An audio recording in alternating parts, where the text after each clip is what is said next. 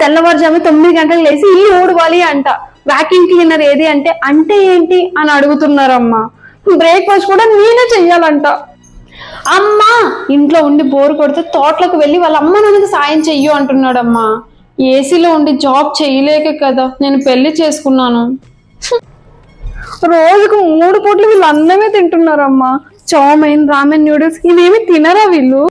సాయంత్రం అయితే చాలు వీళ్ళు ఏడుపు కూడా సీరియల్సే చూస్తున్నారమ్మా.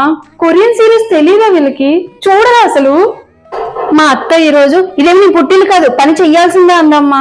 అంటే నేను ఇది మీకు కూడా పుట్టిల్లు కాదు కదా, మీరే ఆ పని చేసుకోవచ్చు కదా అన్నానమ్మా. అంతే కళ్ళు పెద్దవి చేసి చూసిందమ్మా. నాకు చాలా భయం వేసింది. మా అత్త ఈరోజు చీర కట్టుకోమంటే కట్టుకున్నానమ్మా. రోజు ఇలానే చీర కట్టుకోమని చెప్తుందమ్మా. అయినా చీర ఎవరమ్మా కట్టుకునేది? నేను డ్రెస్సెస్ అన్ని ఏం చెయ్యాలి? ఇవన్నీ ముందు మీరు మాట్లాడలేదా? నేనైనా మాట్లాడుకునేదాన్ని కదా.